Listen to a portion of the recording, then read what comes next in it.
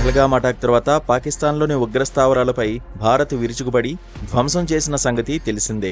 ఈ దాడిలో పాక్ భారీ స్థాయిలో నష్టపోయింది. అయితే భారత్ కూడా ఫైటర్ జెట్లు కూలిపోయాయని, 6 ఫైటర్ జెట్లను కూల్చేశామని పాక్ చెప్పుకొచ్చింది. యుద్ధమన్నాక ఇరువైపులా నష్టాలుంటాయని ప్రెస్ బ్రీఫింగ్లోనూ భారత అధికారులు చెప్పుకొచ్చారు.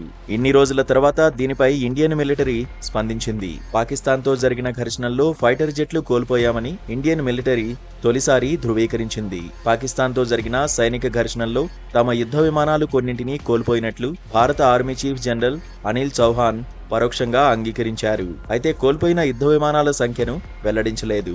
4 రోజుల యుద్ధంలో ఏ రోజు అణుయుద్ధం వరకు వెళ్లే పరిస్థితి రాలేదని పేర్కొంది. సింగపూర్లో షాంగ్రీ-లా డైలాగ్ కార్యక్రమంలో పాల్గొనేందుకు సిడిఎస్ అనిల్ చౌహాన్ వెళ్లారు. ఈ సందర్భంగా బ్లూమింగ్ టీవీతో జరిగిన ఒక ఇంటర్వ్యూలో ఆయన మాట్లాడారు. 6 యుద్ధ విమానాలను కూల్చేశామంటూ పాక్ చేస్తున్న ప్రచారం పూర్తిగా తప్పని సిడిఎస్ కొట్టివేశారు. యుద్ధ విమానాలను నేలకూల్చిన అంశం ముఖ్యం కాదని, ఎలాంటి పొరపాట్లు జరిగాయన్నదే ముఖ్యమని ఆయన అన్నారు. తాము చేసిన వ్యూహాత్మక తప్పిదాన్ని అర్థం చేసుకోగలిగామని, దాన్ని సరిదిద్దుకుని 2 రోజుల తర్వాత తమ విమానాలన్నీ మళ్లీ సుదూర లక్ష్యాలపై దాడులు చేశాయని జనరల్ చౌహాన్ తెలిపారు. మే 7న పాకిస్తాన్తో చెలరేగిన ఘర్షణల్లో భారత యుద్ధ విమానాల పరిస్థితిపై ఒక భారత ప్రభుత్వ లేదా సైనిక అధికారి ఇంత స్పష్టంగా మాట్లాడడం ఇదే తొలిసారి. దీంతో సిడిఎస్ వివరణ ప్రాధాన్యత సంతరించుకుంది. చైనా, ఇతర దేశాల నుంచి పాకిస్తాన్ సేకరించిన ఆయుధాల ప్రభావం గురించి కూడా జనరల్ చౌహాన్ తక్కువ చేసి మాట్లాడారు. అవి పనిచేయలేదని అన్నారు. తాము పాకిస్తాన్ భూభాగంలోకి 300 కిలోమీటర్ల దూరం వెళ్లి భారీ వాయురక్షణ ఉన్న వైమానిక స్థావరాలపై ఖచ్చితత్వంతో దాడులు చేయగలిగామని భారత సైనిక చీఫ్ వివరించారు.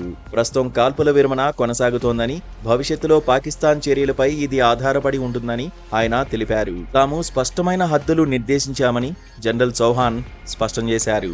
భవిష్యత్తు యుద్ధాలు ఎలా ఉండనున్నాయనడానికి పాకిస్తాన్పై జరిపిన ఆపరేషన్ సింధూర్ నిదర్శనమని సిడిఎస్ అనిల్ చౌహాన్ అన్నారు. మోడర్న్ వార్ఫేర్ అనేది ఇప్పుడు టెక్నాలజీ, సైబర్ ఆపరేషన్స్, సమాచారాన్ని కంట్రోల్ చేసే సామర్థ్యంపై ఆధారపడి ఉంటోందన్నారు. ఆపరేషన్ ప్రారంభంలో మొదటి 3 రోజులు 2 ప్రధాన మహిళా అధికారులు ప్రధాన స్పోక్స్ పర్సన్స్ గా మీడియాకు సమాచారం ఇచ్చారని అన్నారు. ఆపరేషన్ వేగవంతంగా నిర్వహించేందుకు మిలిటరీ నాయకత్వం బిజీగా ఉండడంతో ఆ ఇరువురు మీడియా ముందుకు వచ్చారని తెలిపారు.